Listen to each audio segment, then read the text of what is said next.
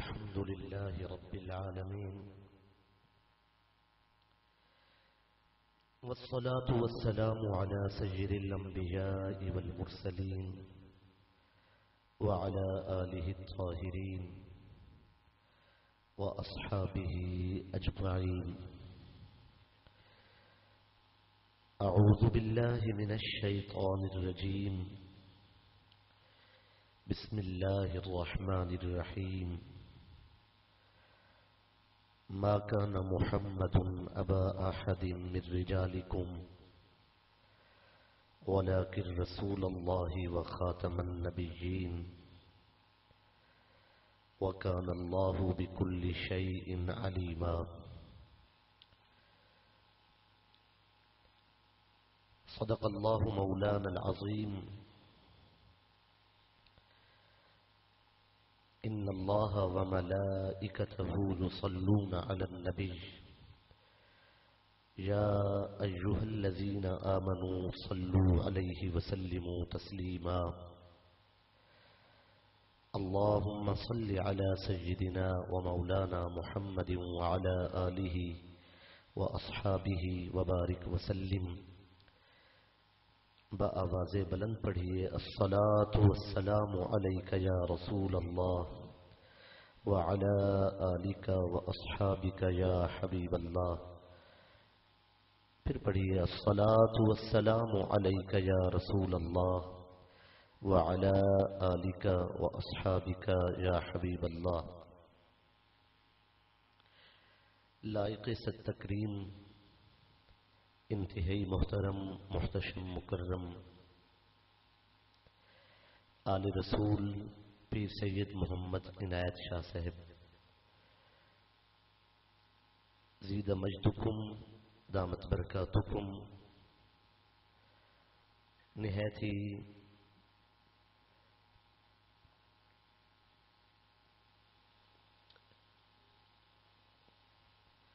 محترم سامعین، حاضرین اور میرے عزیز محترم نقیب محفل، جملہ سامعین، اللہ تعالی جل شانہ برادرم محمد اتفاق صاحب اور ان کے جملہ رفقا کی کوشش اور کاوش قبول فرمائے، دنیا اور آخرت کی نعمتوں سے مالا مال فرمائے. موقع، محل، موسم کے لحاظ سے عنوان گفتگو ذکر اہل بیت ہے اور سرنامہ کلام کے طور پہ میں نے اس آیت کی تلاوت کا شرف حاصل کیا ہے جس کے لیے خاندان رسول نے قربانیاں پیش کی.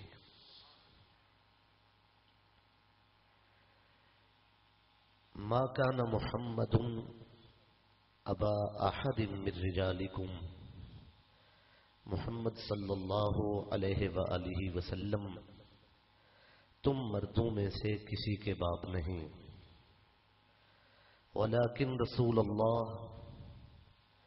لیکن وہ اللہ کے رسول ہیں، وخاتم النبیین، اور آخری نبی ہیں، وَكَانَ اللَّهُ بِكُلِّ شَيْءٍ عَلِيمًا، اور اللہ تمام چیزوں کا علم رکھنے والا ہے. دوستان عزیز، میں برادران عزیز سے، اپنے چھوٹے بچوں سے یہ گزارش کرنا چاہوں گا کہ وہ تمہیدی کلمات کو توجہ سے سماعت فرمائیں. ہماری ذمہ داری ہے کہ ہم اپنی آنے والی نسل کو یہ بات یاد کراتے رہیں کہ ختم نبوت کا عقیدہ یہ فرشی نہیں عرشی ہے، یہ قرآنی ہے، یہ رحمانی ہے، یہ اللہ کی عطا ہے. ہماری عزت اور ہمارا افتخار، اس امت کی ساری شان اس عقیدے سے وابستہ ہے. اللہ تعالی جل وعلا نے ہمیں اس شرف سے نوازا کہ اپنے آخری نبی کی امت سے پیدا فرمایا. ختم نبوت کا منکر کل بھی کافر تھا، آج بھی کافر ہے، اور جب تک اس عقیدے سے توبہ نہیں کرے گا وہ کافر رہے گا۔ حضور صلی اللہ علیہ وآلہ وسلم کو جس نے آخری نبی نہیں مانا ہے، گویا اس نے حضور کی نبوت کا انکار کر دیا۔ اگر سرکار صلی اللہ علیہ وآلہ وسلم کے بعد کسی کو نبی ماننا ہی ہوتا تو ابو بکر صدیق نبی ہوتے، عمر ابن خطاب نبی ہوتے، عثمان غنی نبی ہوتے، مولا علی نبی ہوتے، امام حسن نبی ہوتے، امام حسین نبی ہوتے، حضرت عبداللہ ابن مسعود کی بات چلتی، عبداللہ ابن زبیر کی بات کی جاتی، امام سجاد آل رسول، فقہا کے ائمہ، محدثین، لا تعداد حسین لوگ، ارباب علم، ارباب عزت و مقام، حضور کی امت سے سب نے ایک ہی بات کی، سب نے کہا نحن عباد محمد، ہم تو محمد عربی کے نوکر ہیں۔ جب ہم ان مبارک ہستیوں کو دیکھ رہے ہیں کہ وہ حضور کی نوکری میں ناز کرتے ہیں تو یقین جانیے کسی یکچشم، مجہول النسب اور آوارہ نسل، بے حیا اور کسی بدماش کو ہم نبی مان لیں، اللہ کی عزت کی قسم سرکار صلی اللہ علیہ وآلہ وسلم کے بعد اب قیامت تک کوئی نبی بن کے نہیں آئے گا۔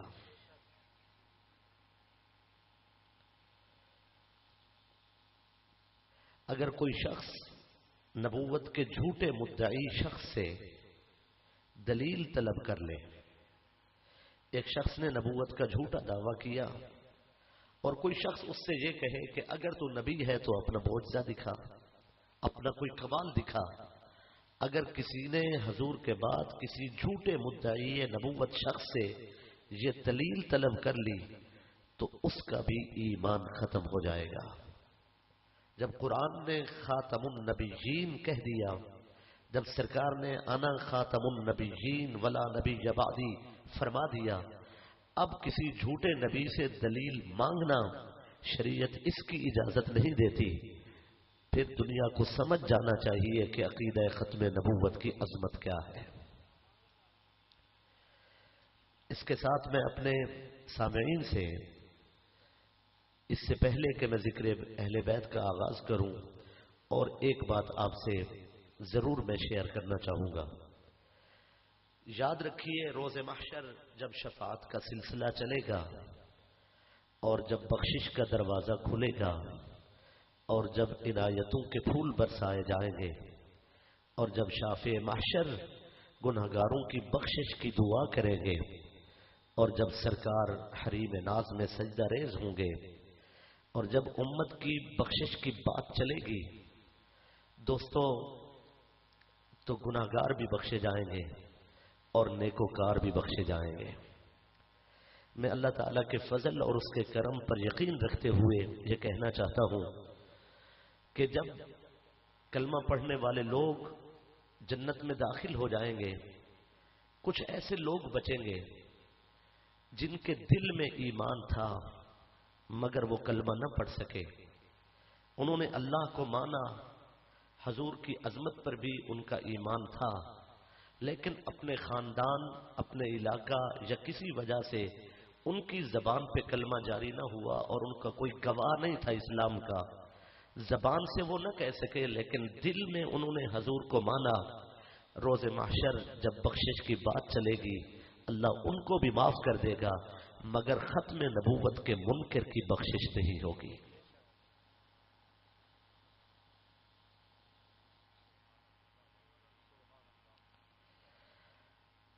اور یہ میرے مالک کا فیصلہ ہے، یاد رکھیے مرزا غلام محمد قادیانی دجال و کذاب و مفتری و ملعون و مردود، اس کی ذات میں کوئی ایسی شے نہیں جسے دیکھ کر کوئی کہے کہ یہ نبی ہے۔ اسے جو بھی نبی مانتا ہے اس کے کسی کارنامے کی وجہ سے نہیں مانتا، اس میں کوئی ایسا کمال ہے ہی نہیں جس کی وجہ سے اسے نبی کہا جائے۔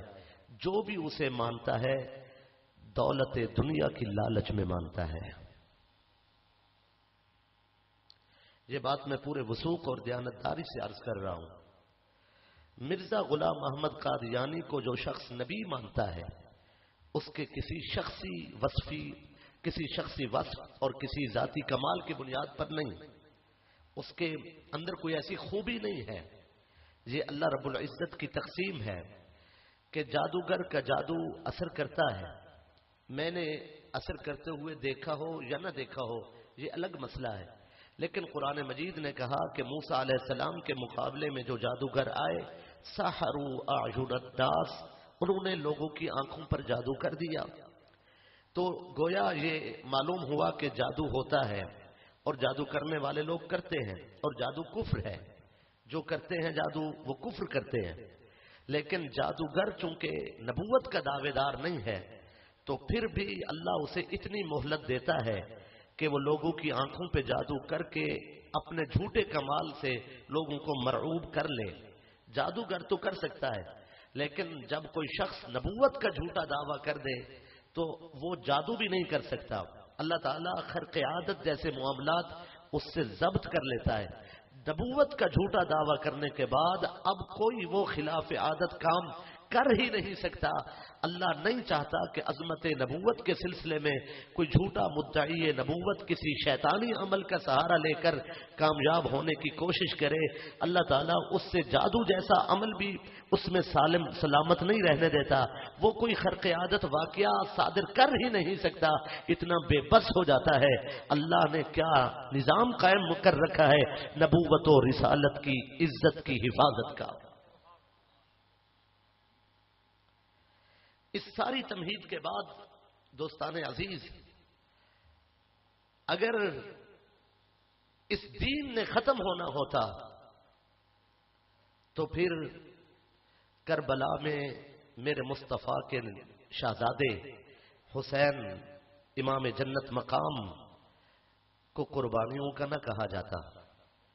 معلوم ہوتا ہے کہ رسول اللہ کا کنبہ شہید ہوا ہے، اس لیے شہید ہوا ہے کہ یہ دین سلامت رہے۔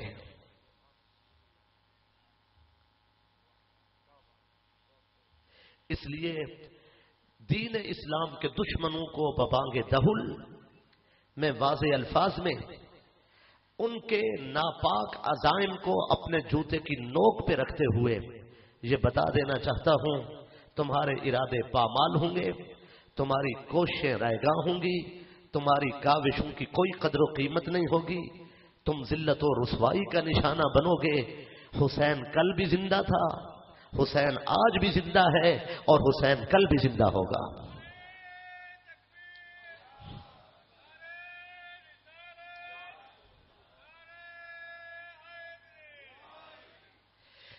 یہ دین اللہ نے اپنے محبوب کو عطا فرمایا، سرکار نے اس کی تشریح و توضیح فرمائی، صحابہ کرام نے اس کی تابعداری اور پاسداری کی، اور میرے مرشد حسین نے اس دین کی حفاظت کی۔ اب قیامت تک کا کوئی یزید جب بھی کہیں سے سر اٹھائے گا اس کے ناپاک منہ پہ علی اصغر کا تماچا کافی ہے۔ میں نے مناسب سمجھا کہ میں سنجیدہ انداز میں قدر شائستہ لفظوں میں آپ سے بات کر سکوں، اور اس کے بعد اب میں اپنی گفتگو کا آغاز کر رہا ہوں۔ آپ ایک بار جاگ کر فرما دیجئے سبحان اللہ۔ پہلی روایت جو آپ کے سامنے پیش کر رہا ہوں، میرا دل گواہی دیتا ہے آپ کا ایمان تازہ ہوگا، آپ کو سبحان اللہ کہنے کی مکمل اجازت ہے۔ امام حسن مجتبی رضی اللہ تعالی عنہ تشریف فرما ہے۔ ایک شخص آیا، اس نے حسن حسن کو دیکھا، جمال حسن کو دیکھا، دیکھ کے کہتا ہے سرکار صلی اللہ علیہ وآلہ وسلم کا تو وصال ہو گیا ہے، کیا حضور کے بعد بھی ایسے حسین لوگ دنیا میں موجود ہیں؟ دوستان عزیز، اس کا کہنا تھا، بندہ خدا ساتھ موجود تھا، اس نے کہا اس حسین کو حسن کہتے ہیں، اس نواب کو حسن کہتے ہیں۔ حسن اور حسن ایک ہی چیز ہے۔ جب اس نے کہا ان کو حسن کہتے ہیں تو کہتا ہے یہ حسن کون ہے؟ جواب دینے والے نے کہا یہ حسن ابن علی ہیں۔ وہ جل کے کہتا ہے کیا ایسا حسین بیٹا بھی اللہ نے علی کو دینا تھا؟ اب بتائیے، حسینوں کے بیٹے ہی حسین ہوتے ہیں۔ سبحان اللہ فرما دیجیے، تھوڑی ہمت پیدا کیجیے سبحان اللہ کہنے کی۔ اگر آپ سبحان اللہ اونچی آواز سے نہیں کہیں گے، میں تو تقریر کر لوں گا لیکن آپ کی نیند آپ کو تنگ کرتی رہے گی۔ تھوڑا سا بیدار ہونے کے لیے فرما دیں سبحان اللہ۔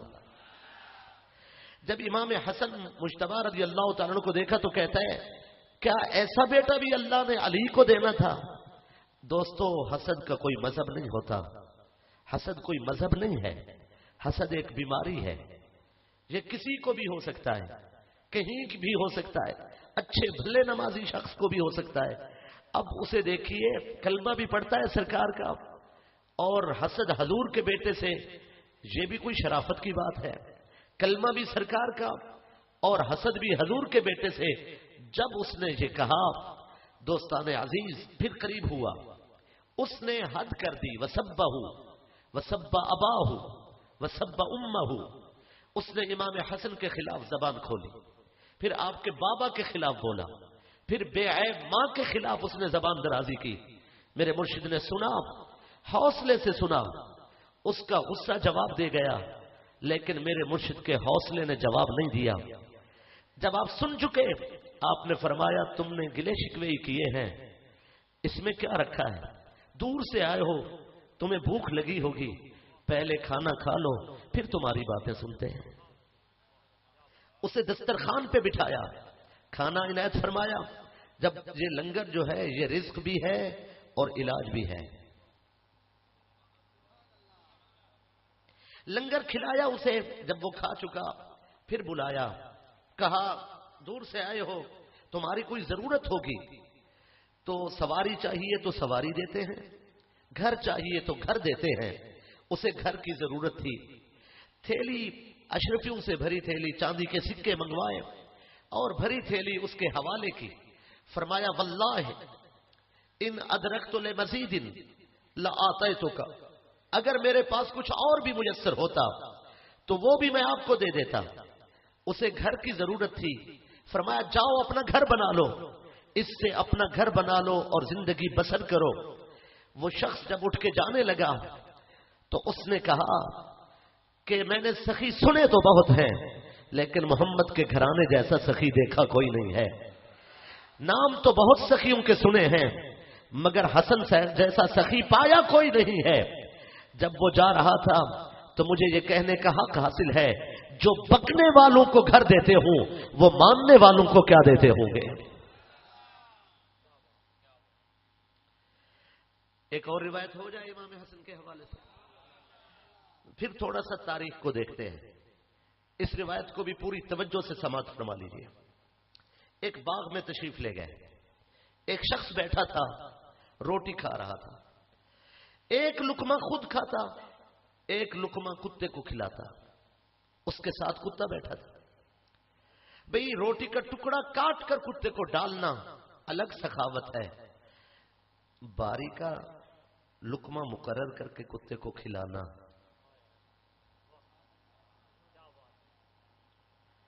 تاری چوپ دیا، میں کچھ سمجھ نہیں پی آندی۔ باری کا لقمہ کتے کو کھلانا یہ الگ سخاوت ہے۔ فرمایا یہ کیا کر رہے ہو؟ اس نے عرض کی انی استحیی ان آکولا فلا اطعمہ، مجھے حیا آتی ہے کہ میں کھاؤں اور یہ بھوکا رہے، اس لیے خود بھی کھاتا ہوں اسے بھی کھلاتا ہوں۔ اس کے مالک کے پاس تشریف لے گئے، کہا یہ غلام جو کتے کو کھلا رہا ہے اپنے ساتھ بٹھا کر یہ ہمیں بیچو، ہم خریدنا چاہتے ہیں۔ اس شخص نے قیمت مقرر کی، آپ نے جیب سے پیسے ادا کیے، غلام خریدا، جس باغ میں بیٹھا تھا اس باغ کو بھی خریدا، اور خرید کر کے غلام سے کہا تم آزاد ہو، یہ باغ بھی تمہارا ہے، تمہیں آزادی نصیب ہے، کھاؤ کماؤ اور زندگی بسر کرو، میرے لفظوں کو ضائع نہیں ہونے دینا۔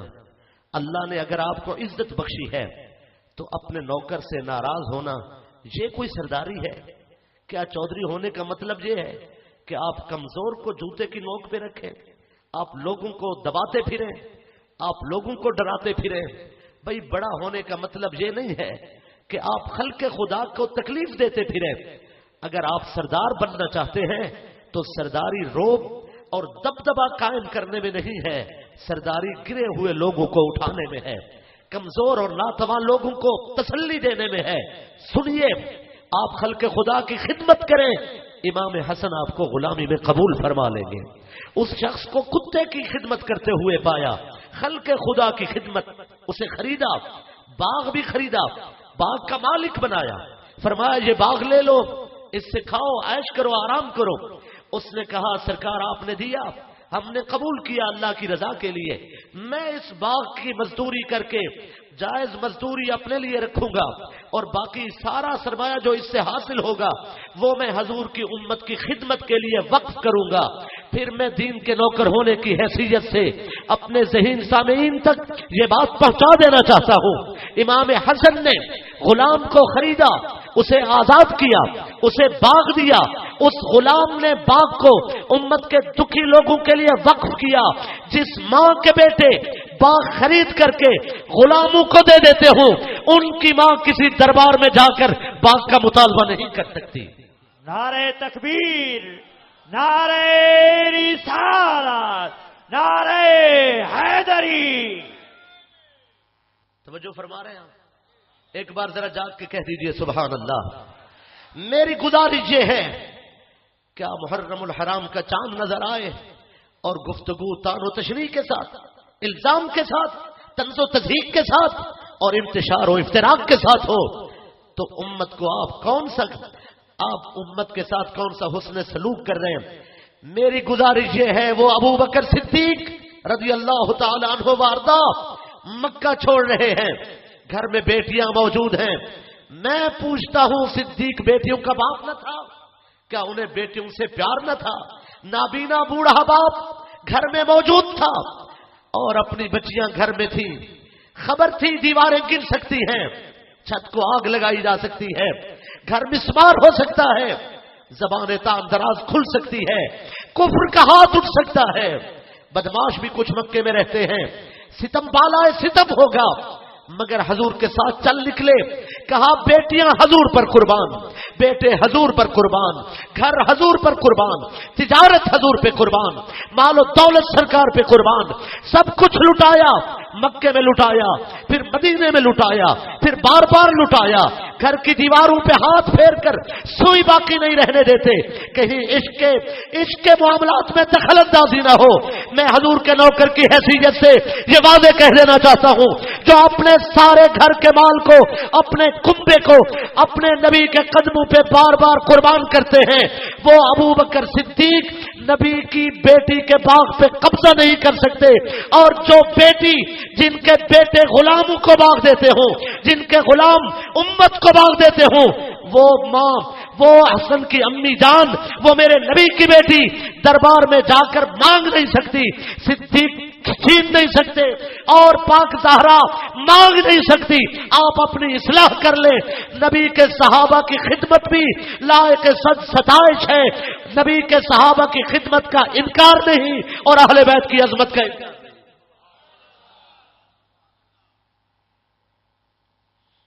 میری گزارش یہ ہے کہ یہ جو باغ فدق والی روایت ہے، اس کا راوی کون ہے؟ مولا علی مرتضی؟ کیا امام حسن، امام حسین، امام سجاد، امام محمد باقر، امام جعفر صادق، امام موسیٰ کاظم، امام علی رضا، امام محمد تقی، امام علی نقی، امام حسن عسکری، کیا انہوں نے روایت کیا ہے؟ اگر کوئی شخص قرآن کی آیت پڑھے، اس سے نہیں پوچھا جائے گا کہ راوی کون ہے، اس سے پوچھا جائے گا کہ سورت کون سی ہے، اور جب کوئی شخص روایت پڑھے اس سے پوچھا جائے گا کہ راوی کون ہے، یہ نہیں پوچھا جائے گا کہ کس کتاب میں ہے. یہ سوال ثانوی حیثیت رکھتا ہے. ہر کتاب میں ضعیف حدیثیں ہیں، موضوع بھی ہیں، حسن بھی ہیں، صحیح بھی ہیں. محدثین کا کام ہے، ان کا اپنا اسلوب ہے. جو حدیث روایت گردش کر رہی ہو اسے وہ لاتے ہیں، کتاب میں درج کرتے ہیں. ذمہ داری یہ ہے کہ راویوں کا نام ساتھ لکھتے ہیں تاکہ کل کوئی یہ نہ کہے یہ جو مشہور روایت تھی اسے نقل کیوں نہیں کیا گیا. ان کا اسلوب ہے، نقل تو کرتے ہیں لیکن راوی ساتھ لکھتے ہیں تاکہ پڑھنے والا فیصلہ کر لے. راوی جھوٹا ہے تو روایت پہ اعتماد نہیں، راوی صحیح ہے تو روایت پہ اعتماد ہے. سوال یہ ہے باغ والی اس روایت کا راوی کون ہے؟ اگر اہل بیت ہیں تو آمنا وصدقنا بات ختم ہو گئی. اگر اہل بیت نہیں ہے، راوی کا تعلق مدینے سے نہیں ہے، مدینے سے باہر کا ہے، عطیہ نامی کذاب دجال اور مفتری، حدیثیں گھڑنے والا، بنانے والا، وضع کرنے والا اور اس کا نالائق شاگرد وضاء حدیث، دنیا کا بڑا جھوٹا، وہ یہ کہے کہ میرے نبی کی بیٹی دربار میں باغ مانگنے گئی تھی، ابو بکر نے باغ پر قبضہ کر لیا تھا، میں جھوٹے شخص کی روایت پہ اعتماد کروں؟ میرا تعلق اہل بیت کے ساتھ اتنا کمزور نہیں ہے کہ میں جھوٹے وضاء حدیث کی بات کو لے کر نبی کے گھرانے پر اپنے ایمان کو کمزور کر ڈالوں. سنیے، نوکر نوکر ہوتے ہیں، سردار سردار ہوتے ہیں، جن کے بیٹے باغ مانگتے ہوں ان کی عظمت کا کیا کہنا. یہ اہل بیت ہیں، چاہے تو زمین پہ بیٹھ کر زمین کے باغ تقسیم کرے، چاہے تو زمین پہ بیٹھ کے جنت کے باغ تقسیم کرے. نعرہ تکبیر، نعرہ رسالت، نعرہ حیدری. ایک بار پھر فرما دیجئے سبحان اللہ. میں ایک ایسی بات کا سہارا لینا چاہتا ہوں جو دونوں سٹیجوں پہ بیان کی جاتی ہے.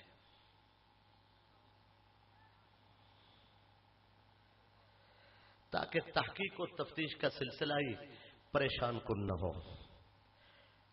ریکارڈ موجود ہے، دونوں سٹیج بیان کرتے ہیں. خیبر میں میرے نبی نے میرے مرشد علی کو دستار ہائے حضور نے تھپکی دی، دستار حضور نے باندھی. آشوب چشم کے لیے لعاب دہن اقدس کی خیرات سرکار نے دی. گھوڑے پہ سوار میرے نبی نے فرمایا، اور جب علی تلوار لے کے چل رہے تھے تو دائیں جبریل تھے اور بائیں میکائیل.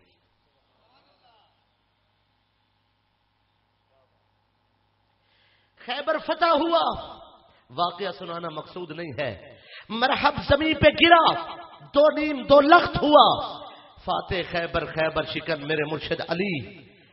دوستان عزیز، خیبر کی جنگ کے بعد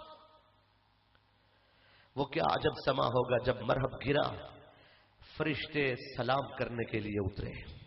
میرے آقا نے اللہ اکبر کی صدا لگائی، صحابہ نے تکبیر کی صدا بلند کی اور حوران جنت نے نقاب الٹ دیے. درخت جنت کا طوبہ اس نے موتی برسائے.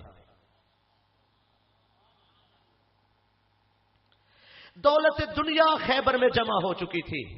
اللہ کی منشا تھی کہ اس کا تالا ٹوٹ جائے، یہ دولت انسانوں میں تقسیم ہو. علی نے اللہ کی رضا کے لیے دروازہ اکھاڑ ڈالا. خیبر فتح ہوا. دولت کتنی آئی.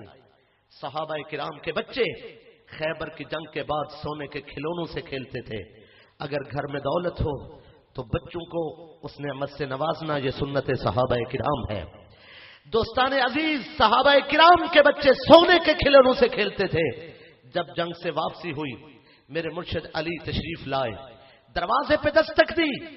میرے آقا کی لاڈلی شہزادی، حضور کی پیاری بیٹی، کملی والے کی پیاری لخت جگر نے دروازے پہ استقبال کرتے ہوئے سوال کیا. داخل ہونے سے پہلے پوچھا، علی آپ شیر خدا ہیں، حیدر کرار ہیں، خیبر شکن ہیں، فاتح خیبر ہیں. خیبر سے صحابہ کو دولت ملی ہے، آپ کو بھی تو مال ملا ہوگا اور زیادہ ہی ملا ہوگا. میں پوچھنا چاہتی ہوں اپنے رسول کی بیٹی کے گھر کے لیے کیا لائے ہو؟ میرے مرشد نے دروازے پہ جواب دیا، دولت تو مجھے زیادہ ملی، میرا حصہ ہی زیادہ بنتا تھا، مگر راستے میں غریبوں کے گھر تھے، میں نے وہ سونا چاندی مال و زر راستے میں بانٹ دیا. میں اپنے آقا و مولا کی بیٹی کی شہزادی کے لیے، بیٹی شہزادی کے گھر کے لیے میں اپنے رسول کی شہزادی کے گھر کے لیے اپنے مالک کی رضا لایا ہوں۔ اسی وقت سیدہ طیبہ طاہرہ عالیہ سلام اللہ علیہا نے دروازہ کھول کے کہا علی آپ کو مبارک ہو، میں یہی چاہتی تھی اگر زیادہ مال ہونے کی وجہ سے کہیں آپ کچھ بچا کے نہ لا رہے ہوں، میں چاہتی تھی اگر کچھ بچا ہوا ہو تو میں درخواست کروں کہ آپ پہلے جا کے وہ مال تقسیم کریں۔ اللہ کے رسول کی بیٹی کے گھر کے لیے دولت دنیا مال و زر کی ضرورت نہیں ہے، میں کہنا چاہتا ہوں ذرا کچھ احترام بھی کیجئے، سر پہ پگڑی رکھیے، دستار سنبھالیے، ممبر پہ آئیے تو اپنے سر کو ڈھانپ کر تشریف لائیے، کچھ ادب سے بات کہنا نصیب ہو۔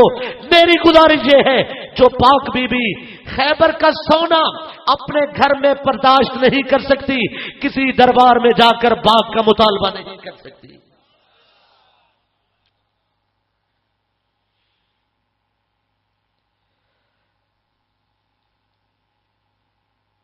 دوسری بار بھی سبحان اللہ۔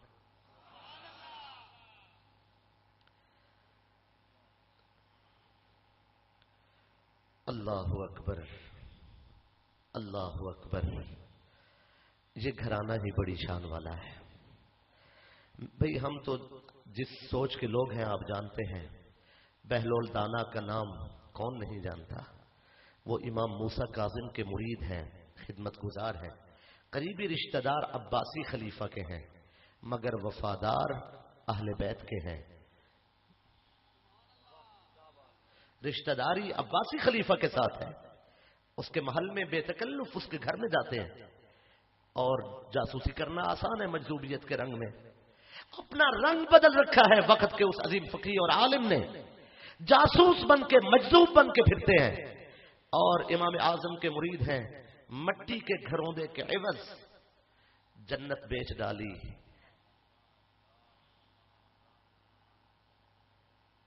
بھئی دانا بہلول اگر مٹی کے گھروندے کے عوض زمین پر بیٹھ کر جنت کا باغ بیچ سکتے ہیں، کوئی سوچ سکتا ہے حسن و حسین کی امی جان کی عظمت کا عالم کیا ہوگا؟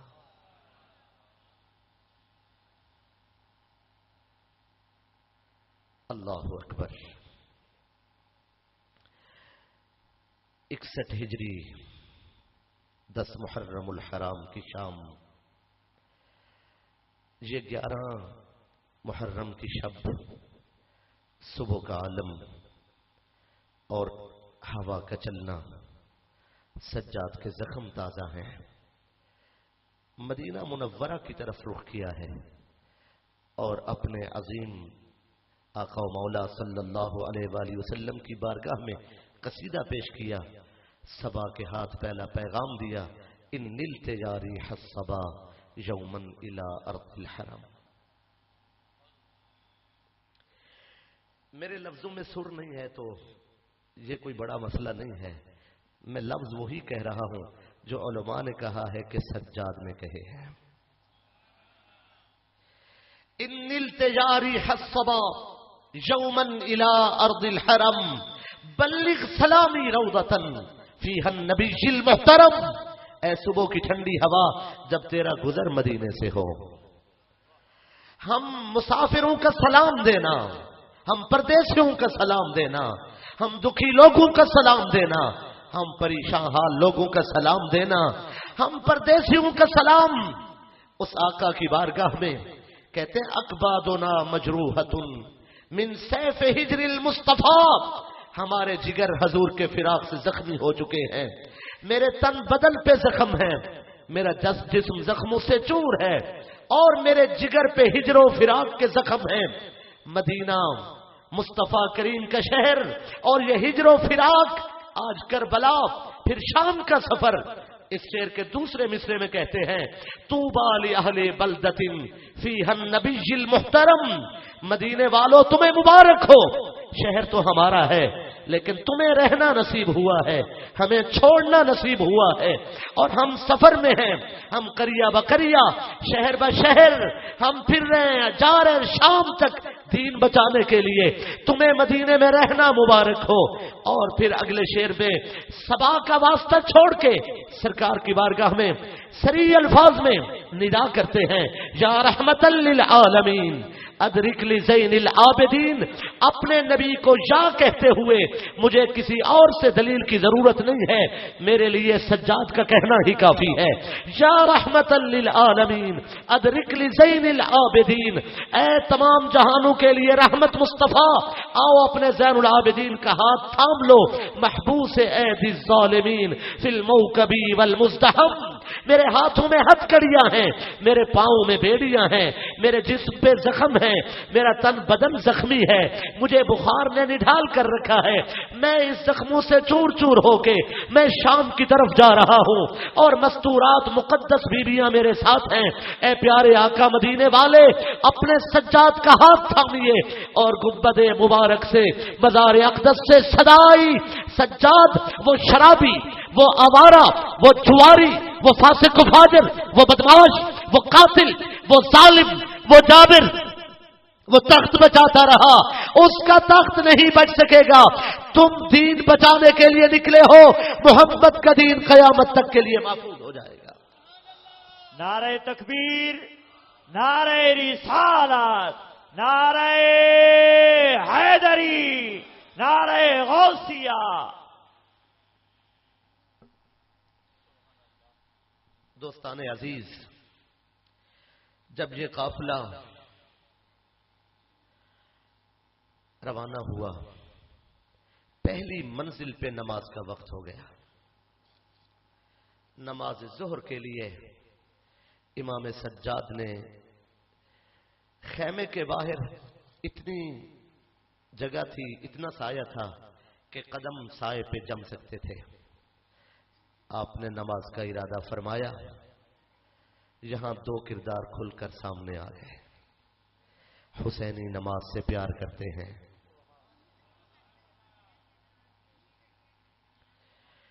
आपने नमाज की नीयत फरमाई। शिमर ने कहा कि मेरे खैमे की छांव में कौन है नमाज पढ़ने वाला? जवाब मिला कि सज्जाद हैं, सजदे का शौक रखते हैं। शिमर कहता है, उन्हें कहो कि अगर सजदा करना है तो साया भी अपना तलाश कर लो। जब साये से हटाया गया, सज्जाद साया तो छोड़ सकते थे, मालिक की नमाज तो नहीं छोड़ सकते थे। कितना शौक था सजदे का। धूप में जाके कहा ना अल्लाहु अकबर, मुझे नहीं खबर अल्हम्दुलिल्लाह रब्बिल आलमीन कहते हुए कितनी लज्जत आई होगी सज्जाद को। अल्लाह ताला ने फरिश्ते भेज दिए, जाओ सज्जाद नमाज में है, बादलों की सूरत में उस पे साया कर दो, वो जरा तसल्ली के साथ मुझ रब की बारगाह में हजूरी का सजदा अदा कर ले। दोस्ताने अजीज, बात तो समझ आ जानी चाहिए, जिसे हुसैन से प्यार होगा उसे नमाज से प्यार होगा।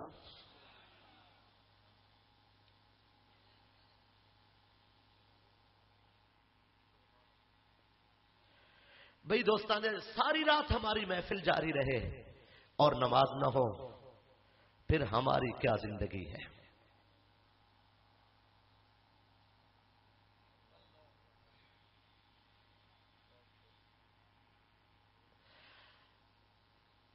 इमाम हसन मुज्तबा रज़ी अल्लाह तआला अन्हु ने 6 माह खिलाफत उमूर खिलाफत संभालने के बाद सखावत फरमाते हुए हुकूमत किसी के हवाले कर दी। सुलह हो गई, बड़ी कुर्बानी और बड़ी फैयाजी, लाखों सलाम। आपने कूफा छोड़ने का इरादा फरमाया। जब कूफा छोड़ रहे थे तो उनके घर की एक कनीज है, उसका नाम है नवार। पूरी तवज्जो से इस बात को सुन लीजिए। कनीज का नाम है नवार। नवार कनीज बतूल है। उसने मेरे मुर्शिद अली की लाडली शहजादी इमाम अली मकाम इमाम हुसैन की हमशीरा औन मोहम्मद की अम्मी, उनसे अर्ज की कि वो कनीज कहती थी, मैं आपकी खिदमत में रही हूं और आप मदीने जा रहे हैं और मैं कूफा में हूं, अगर आपका कभी गुजर कूफा से हो तो मुझ गरीब के घर में जरूर कदम रखना। नवार की ये ख्वाहिश सुन के बीबी पाक की नजर से मालूम नहीं कौन सा मंजर गुजरा, کاف ہا یا عین صاد کی تفسیر کے ضمن میں میرے مرشد علی نے اپنی بیٹی کو کربلا سے شام کے سفر کا نقشہ بتا دیا تھا. آج جب بات ہوئی تو مرشد زادی کی نظر سے کون سا منظر گزرا؟ قدر سنجیدہ ہو کے فرمانے لگی نوار ہم کوفے تو آئیں گے لیکن ملاقات نہیں ہو سکے گی. نوار نے سمجھا شاید کوئی کوتاہی کی وجہ سے میری کسی کوتاہی کے سبب سے یہ فرمان ہوا ہے, تو ہاتھ جوڑ کے عرض کرتی ہیں کوفے میں آپ آئیں اور مجھ غریب پہ کرم نہ ہو, کیا مجھ سے کوتاہی ہوئی ہے؟ امام علی مقام امام حسین ساتھ ہی کھڑے تھے. اپنی عزت والی مقام والی اپنی ہمشیرہ کا بھرم رکھنے کے لیے اور اس کنیز کا دل رکھنے کے لیے قریب ہو کے فرمایا نوار غم نہ کھاؤ, جب ہم کوفے آئیں گے تو میں حسین ایک رات تمہارا مہمان بنوں گا. نوار کی عقل اس بات کی منزل کو نہیں پہنچ سکتی تھی, وہ کنیز تھی, یہ فرمان امام کا تھا. بصیرت کا اتنا تفاوت تھا کہ بات کی تہ تک اترنا مشکل ہو چکا تھا. آج سنیے یہ قافلہ کوفہ پہنچا ہے. جب یہ پہنچے تو دربار بند تھا. خولی بن یزید الاسبہی کے ہاتھ میں سرکار کا سر تھا اور اس نے نوکے سینہ پہ اٹھا رکھا تھا. میں پوچھتا ہوں آپ ستم کی بات کرتے ہیں, اس شہزادی کے دکھ کا عالم کیا ہوگا جس کی عمر 7 برس ہو, جس کے بابا کا سر نوکے سینہ پہ ہو, جس کے بیمار بھائی کے ہاتھ میں ہتھکڑیاں ہوں اور جسے شام کا سفر دکھائی دے رہا ہو مگر پھر بھی زبان پہ اللہ کا نام اور اس کے محبوب کا نام جاری ہو. آج خولی بن یزید جب اس نے قدم رکھا کوفے میں, اسے خیال ہوا کہ دربار بند ہے تو رات جا کے گھر کو سو جاتے ہیں اور صبح دربار میں حاضر ہوں گے. جب خولی گھر کے دروازے کی چوکھٹ پہ پہنچا, اس کی 2 شادیاں تھی. ایک وہی نوار تھی جو کنیز بتول تھی, یہ دشمن اہل بیت وہ کنیز بتول. اس کا دوسرا گھر دیہات میں تھا. اس نے شہر میں رہنے کا ارادہ کیا. جب دروازے میں داخل ہوا تو اسے خیال آیا کہ میری گھر والی تو کنیز بتول ہے, جب وہ سر دیکھے گی تو وہ ساری رات سو نہیں سکے گی, لہذا آرام نہیں ہوگا. اس نے سر امام کو چھپا دیا. یہ بدبخت, بد نصیب, یہ شاتم, یہ گستاخ, یہ قاتل, یہ ظالم, یہ جا کے اپنے بستر پہ سو گیا. رات کا عالم تھا. نصف شب کو نوار جاگی. وہ کنیز اہل بیت تھی, اسے تہجد کے شوق نے اٹھا دیا. نماز تہجد کے خیال سے جب وہ بیدار ہوئی تو خیال کا خالق بھی اللہ ہے. اس کے دل میں خیال پیدا ہوا, کہتی ہے پتہ نہیں وہ رات کب آئے گی جب حسین میرے گھر کا مہمان ہوگا. میرے مرشد نے کہا تھا میں ایک رات آؤں گا, وہ آئیں گے تو ضرور, مگر خبر نہیں کب آئیں گے. یہ جذبہ لے کر اٹھی. اس نے دروازہ کھولا تو کیا دیکھتی ہے کہ نور ہے جو آسمان تک اٹھ رہا ہے. قریب جا کے پہنچی تو ایک بی بی ہے, مستور ہے, برقع پوش ہے, پردادار بی بی ہے, اور وہ پڑھ رہی ہے السلام علیکہ یا ابا عبداللہ الحسین, اے حسین تم پر سلام ہو. جب اس نے سلام کی کلمات سنے تو دونوں ہاتھ میرے مرشد حسین کی اس کنیز نے دونوں ہاتھ اس خاتون کے قدموں پہ رکھ دیے اور رو کے کہتی ہے رات کا یہ عالم, میرے مرشد کا نام آپ کی زبان پر بتلائیے, آپ کون ہیں اتنی معتبر خاتون. خاتون نے کہا مجھے خدیجۃ الکبریٰ کہتے ہیں, میں ام المومنین ہوں, میں حرم مصطفیٰ ہوں, میں رسول اللہ کی زوجہ ہوں, میں ملکہ کونین کی امی جان ہوں, میں خاتون جنت کی والدہ ماجدہ ہوں, میں حسنین کریمین طیبین طاہرین کی نانی ہوں, مجھے خدیجۃ الکبریٰ ام المومنین کہتے ہیں. نوار کہتی ہے رات کا یہ عالم اور آپ کے یہ میرے گھر میں تشریف آوری. فرمانے لگی میرے شہزادے حسین نے آپ سے وعدہ کر رکھا تھا کہ جب میں کوفے آؤں گا ایک رات تمہارا مہمان بنوں گا. آج وہ شہزادہ تمہارا مہمان ہو چکا ہے لیکن تمہیں اس کی خبر نہیں تھی. سر امام کو دیکھا تو نوار غش کھا کے زمین پہ گر گئی.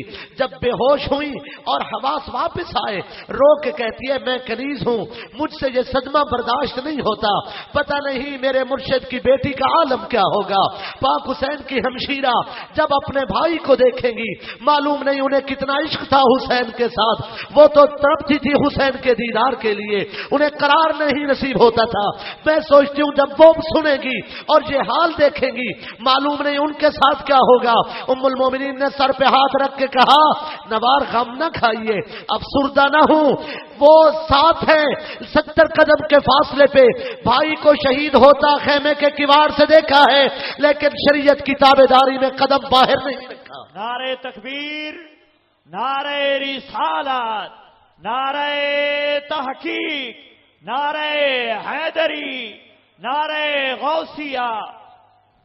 عزیزان گرامی قدر، ہماری خوش بختی آج کی ہماری محفل کے دلہا زیر صدارت جن کی تھی پیر طریقت رہبر شریعت آل نبی اولاد علی پیر سید محمد ثناء اللہ شاہ صاحب گیلانی، اور ان کے ہمراہ پیر سید محمد زید الحسن شاہ صاحب اور سید محمد اسد اللہ شاہ صاحب گیلانی تشریف لائے، دل کی آتھا گہرائیوں سے خوش آمدید۔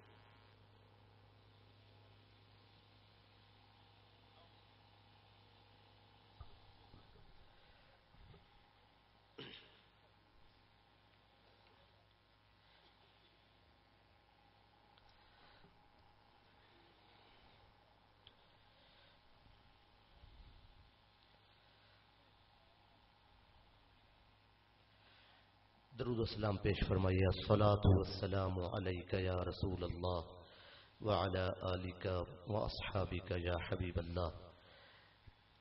یقیناً میرے لیے، میزبان کے لیے، منتظمین اور حاضرین کے لیے بڑی برکت اور عین سعادت کی بات ہے، سید السادات پیر طریقت واقف اسرار محبت صاحبزادہ سید محمد ثناء اللہ گیلانی دامت برکاتکم زید مجدکم، میرے محسن و مشفق سید السادات پیر طریقت واقف اسرار محبت صاحبزادہ سید زاہد حسن گیلانی ادام اللہ فجودکم، آپ تشریف فرما ہوئے، اللہ تعالیٰ آپ کے عظیم خانوادہ اور آپ کی اولاد امجاد کو تا روز محشر ہمارے لیے بابرکت فرمائے، اور اللہ دنیا اور آخرت میں ہمیں صحبت صالحین کی دولت سے نوازے۔ ایک مرتبہ پھر ذرا محبت کے جذبات کے ساتھ درود شریف پیش کیجئے، میں اپنی بات کا آغاز کروں۔ اللہم صلی علی سیدنا و مولانا محمد وعلی آلہ واصحابہ وبارک وسلم۔ سادات کرام کی موجودگی میں اپنے سفر کو آگے بڑھانے کی کوشش میں ہوں۔ میں عرض کر رہا تھا کہ نوار نے جب سر امام کو دیکھا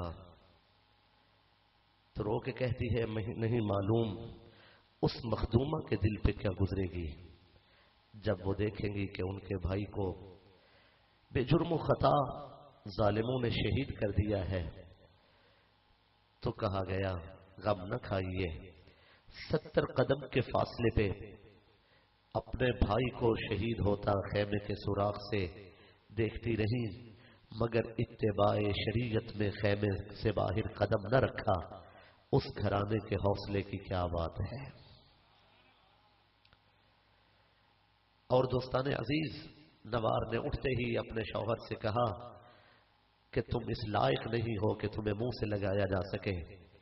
ایک گھر میں دشمن اہل بیت اور کنیز اہل بیت ساتھ نہیں رہ سکتے۔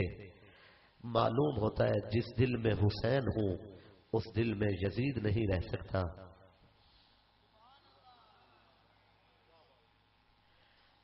توجہ فرما رہے ہیں بھئی، عبید اللہ ابن زیاد کے دربار کا ذکر نہیں ہو سکتا، وقت کے دامن میں اتنی گنجائش نہیں ہے۔ یہ قافلہ اگر کربلا سے سیدھا شام جاتا تو 900 میل سفر بنتا تھا، مگر یزید بدماش اس کی حکومت کا فیصلہ تھا کہ یہ قافلہ شہروں اور بازاروں سے گزرے تاکہ دنیا یزید کی اس حکومت کے ظلم سے مرعوب ہو۔ تو 1445 میل کا سفر کرایا گیا، اور آپ کیا سمجھتے ہیں کہ شام میں کتنی دیر اہل بیت کو انتظار کرنا پڑی. ایک ظالم، ایک جابر، ایک بدماش، ایک عیاش، ایک آدھی شرابی، ایک جواری، فاسق و فاجر تخت پہ اس لیے نہیں بیٹھ رہا تھا کہ اہل بیت تھک جائیں. سجاد کے ہاتھوں میں ہتھکڑیاں ہیں اور اس ظالم نے کئی دنوں سے اے ہوئے سفیروں سے ملاقات نہ کی، تاکہ یہ سفیروں سے ملاقات اس وقت کروں گا جب سجاد قیدی بن کے کھڑا ہوگا. اس وقت کے ریاستی آداب میں دربار مسجد میں لگتا تھا اور مسجد اموی میں بیٹھ کے اس نے دوستان عزیز طویل انتظار کے بعد مسجد اموی میں بیٹھ کے اس نے شراب پی اور شراب پیتے ہوئے اس نے کہا کہ میری پیاس نہیں اتر رہی، مجھے شراب کے جام پہ جام پلائیے.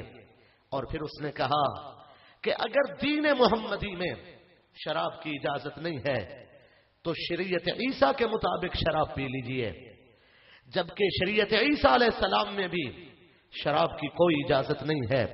میں علمی دیانتداری سے یہ کہنا چاہتا ہوں موجودہ دور کے نصارہ کے پرمٹ ان کی اپنی شریعت کے خلاف ہے، اور ان نصارہ اور ہماری حکومتوں کی ملی بھگت ہے کہ یہاں شراب کے پرمٹ جاری ہوتے ہیں. یزید نے یہ بات شام میں دمشق میں بیٹھ کے کی تھی. اس نے کہا کہ اگر دین محمدی میں اجازت نہیں ہے تو شریعت عیسیٰ کے مطابق پی لو. میں حضور کے نوکر ہونے کی حیثیت سے کہہ رہا ہوں اس نے یہ کفر کہا ہے.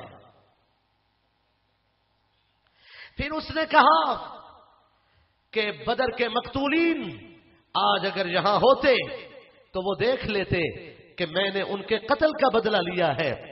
بدر کے اندر جو کافر قتل ہوئے تھے اس کا بدلہ وہ حضور سے لینے کی بات کر رہا ہے. میں یہ کہہ رہا ہوں اس نے یہ ایک اور کفر کیا ہے. پھر اس نے یہ کہا کہ حضور صلی اللہ علیہ وآلہ وسلم نے جو نبوت کا اعلان کیا ہے بادشاہ بننے کے لیے کیا ہے، یہ نبوت کا کھیل کھیلا گیا ہے بادشاہ بننے کے لیے. یہ اس نے ایک اور کفر کیا. پھر اس نے کہا کوئی فرشتہ نہیں آیا، یہ اس نے ایک اور کفر کیا. پھر اس نے کہا کوئی وحی نازل نہیں ہوئی، اس نے قرآن کا انکار کیا. اس نے ایک اور کفر کیا. یہ بات صرف میں نہیں کہہ رہا، اس کے یہ اشعار اس کے قصیدہ میں آج بھی موجود ہیں. اسے ابن اسیر نے نقل کیا الکامل میں، جزری نے نقل کیا، اندلسی نے الاخت الفرید میں نقل کیا، تبری نے اسے نقل کیا، ابن کثیر دمشقی نے البدایہ والنہایہ میں نقل کیا، ابن سعد نے اس کو نقل کیا. تمام مورخین لکھ رہے اس نے تخت پہ بیٹھ کے کہا لعبت بنو ہاشم بالملک فلا جاء ملک ولا وحی نزل، کہ بنو ہاشم نے نبوت کا کھیل کھیلا ہے بادشاہ بننے کے لیے، کوئی فرشتہ نہیں آیا، کوئی وحی نازل نہیں ہوئی. میں کہتا ہوں جو اقتدار کے نشے میں بدمست ہو کر نبوت کے عزت اور عظمت پر حملہ کرے گا تو جواب حسین کا کافی ہے، جواب سجاد کا کافی ہے، جواب میرے آقا کے اہل بیت کا کافی ہے. جب اس نے کہا نبوت کا کھیل کھیلا گیا، سجاد نے کہا زبان بند رکھو، نبوت کھیل نہیں ہے، نبوت اللہ کی عطا ہے. تو کہتا ہے فلا جا ملکن، کوئی فرشتہ نہیں آیا. میرے گھر کی دیواروں پہ جبریل کے پروں کے نشان موجود ہے. ولا وحی نزل، تو کہتا ہے وحی نازل نہیں ہوئی، نو کے سنا سے قرآن جاری ہو گیا. میرے مرشد حسین نے کہا او منکر قرآن، میں شام تک قرآن سنانے آیا ہوں تاکہ زمانہ گواہ ہو جائے. ایک تخت بچا رہا ہے، ایک قرآن بچا رہا ہے، ایک دولت بچا رہا ہے، ایک دین بچا رہا ہے، ایک دنیا بچا رہا ہے، ایک دنیا اور آخرت میں مصطفیٰ کی امت کو بچا رہا ہے. سودا اپنا اپنا ہے. اور پھر میرے مرشد حسین نے قرآن سنا کے اسے بتایا کہ ہاں زندہ نبی کا بیٹا نو کے سنا پہ قرآن سنا کے بتایا جا رہا ہے، نازل اللہ نے کیا ہے، لے کے جبریل آیا ہے، سینہ محمد کا تھا اور اسے بچانے والا حسین ہے. نعرہ تکبیر، نعرہ رسالت، نعرہ حیدری، نعرہ غوثیہ. اس نے دربار میں کچھ بندر بٹھا رکھے تھے، سرکار کی سنت کی توہین کے لیے ان کے سروں پہ ٹوپیاں اور پگڑیاں رکھی گئی. اس نے دین کی اور توہین کی. دربار میں بیٹھ کے اس کا شراب پینا اور یہ بےہودہ اشعار کہنا. میں پوچھتا ہوں آپ کس علم و دانش کی بات کرتے ہیں؟ اگر آپ کو محبت اہل بیت نصیب نہیں ہے، خدا را امت کا دل نہ دکھایا کریں. یہ امت جانتی ہے یزید جیسے لاکھوں کروڑوں ہماری جوتے کی نوک پر ہیں، حسین تو پاک باز لوگوں کا امام ہے.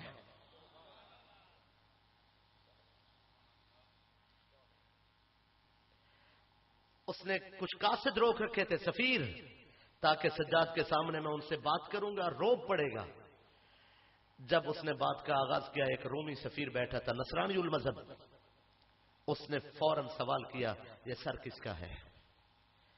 انہوں نے کہا کہ یہ سر حسین کا ہے. اس نے کہا کون حسین؟ انہوں نے کہا حسین ابن علی. اس نصرانی نے کہا حسین ابن زہرا. اس لفظ سے دربار میں کوہرام برپا ہو گیا. کچھ محبین تھے اہل بیت کے جنہیں زبردستی دربار میں بٹھایا گیا تھا تاکہ کل کا جھوٹا مورخ لکھے کہ یہ بھی یزید کے ساتھ تھے. کچھ متعصب دشمن تھے، انہیں بٹھایا گیا تاکہ یزید کی واہ واہ ہو سکے. جب اس رومی نصرانی نے کہا کہ حسین ابن زہرا، تو اہل محبت کی آنکھوں سے آنسو رواں ہوئے. اس رومی نے کھڑے ہو کے کہا میں روم میں جس شہر میں رہتا ہوں اس شہر میں ایک پتھر ہے، اس پتھر پر عیسیٰ علیہ السلام کی سواری کا قدم لگا ہوا ہے. میرے شہر میں ایک پتھر ہے، اس پتھر پر عیسیٰ علیہ السلام کے گدھے کا قدم ہے، قدم کا نشان ہے. اس رومی نصرانی نے کہا نعظمہ کما تعظمون الکعبہ، ہم اس پتھر کا یوں ادب کرتے ہیں جیسے تم کعبے کا ادب کرتے ہو. کہتے ہیں تمہیں حیا نہیں آتی؟ ہمارے نبی کی سواری کا قدم پتھر پر ہو، ہم اس کی تعظیم کریں، تم اپنے نبی کے بیٹے کو شہید کر کے فخر کر رہے ہو. دوستان عزیز، کافر کے ہاتھوں سے یزید کی ناک تو کاٹی جا چکی تھی، مگر یہ فیصلہ ہو چکا تھا کہ اب دنیا قیامت تک یزید ملعون و مردود کو دھتکارتی رہے گی، اور ساری دنیا کے سلام، سارے فرشتوں کے سلام، سارے ایمان والوں کے سلام شہزادہ محمد مصطفیٰ امام جنت مقام کے لیے ہوں گے.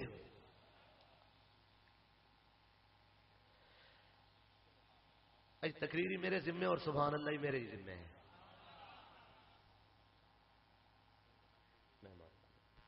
نعرہ تکبیر، نعرہ رسالت، نعرہ تحقیق، نعرہ حیدری، ثنا خان مصطفیٰ.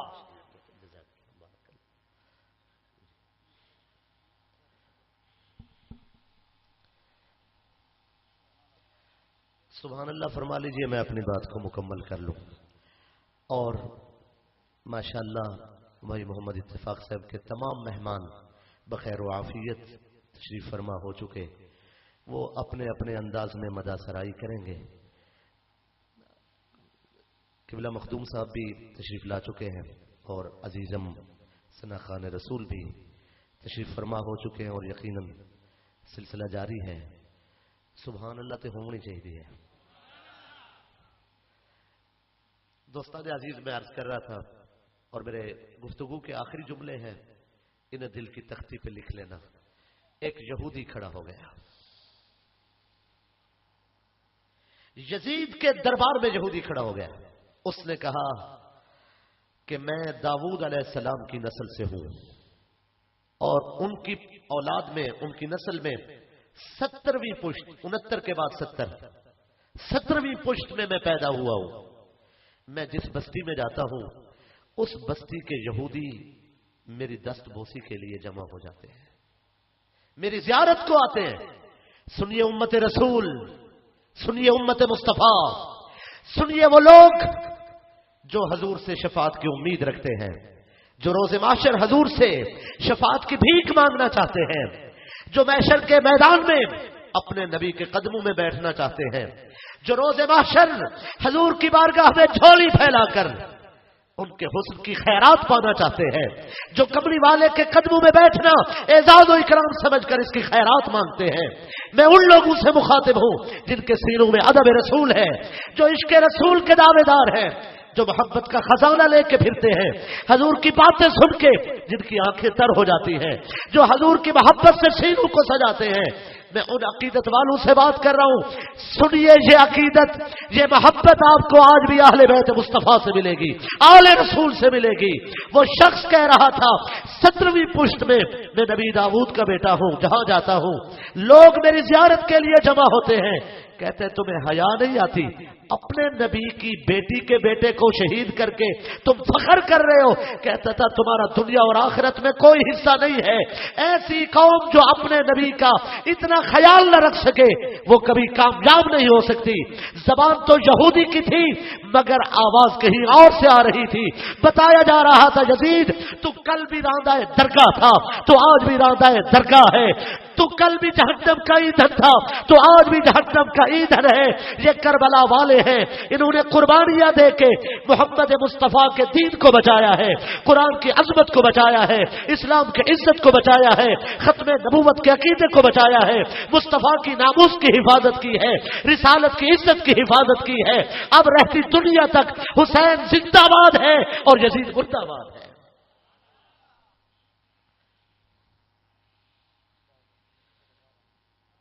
ایک بات آپ بھی ذہن نشین کر لیں، زندگی میں ایسا موڑ آ جاتا ہے جہاں فیصلہ کرنا ہوتا ہے، اس فیصلے کے وقت حسین کی بات لکھنا، حسین کی بات کرنا۔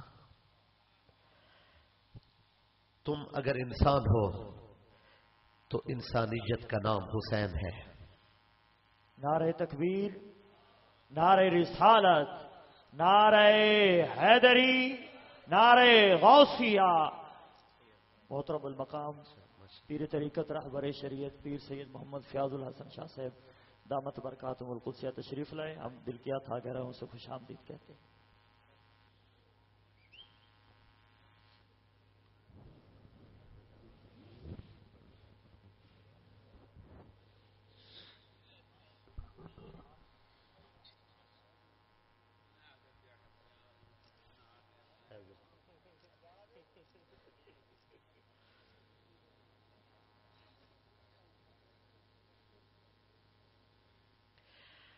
بڑی برکت اور بڑی سعادت ہے، پیر طریقت واقف اسرار محبت پیر سید فیض الحسن شاہ صاحب آپ تشریف فرما ہوئے، اور بالکل ایسے وقت میں جب ہم اپنی حاضری کا شرف حاصل کرنے کے بعد ہم رخصت ہو رہے ہیں، آپ کی تشریف آوری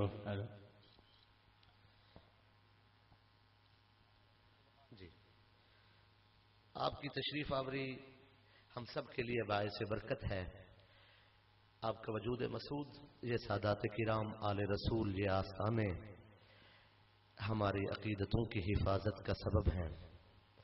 جہاں سے درد دل کی خیرات ملے ان جگہوں کو پیار سے دیکھا جاتا ہے، ان کو بوسہ دیا جاتا ہے۔ صدیوں تک لوگ اس چوکھٹ کو سلام کرتے ہیں جہاں کسی فقیر نے بیٹھ کے لوگوں کو درد دل کی خیرات عطا کی ہو۔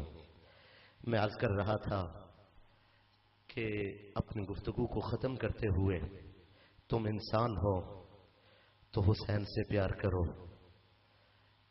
انسانیت کا نام حسین ہے۔ تم مسلمان ہو، حسین سے پیار کرو، اسلام کا نام حسین ہے۔ تم مومن ہو، حسین سے پیار کرو، ایمان کا نام حسین ہے۔ تم قاری ہو، حسین سے پیار کرو، قرآن کا نام حسین ہے۔ تم نمازی ہو، حسین سے پیار کرو، نماز کا نام حسین ہے۔ اگر تم صاحب صوم ہو، حسین سے پیار کرو، روزے کا نام حسین ہے۔ اگر تم حاجی ہو، حسین سے پیار کرو، حج کا نام حسین ہے۔ اگر تم مجاہد ہو، حسین سے پیار کرو، جہاد کا نام حسین ہے۔ اگر تم عارف ہو حسین سے پیار کرو، معرفت کا نام عرفان کا نام حسین ہے۔ اگر تم متقی ہو حسین سے پیار کرو، تقوی کا نام حسین ہے۔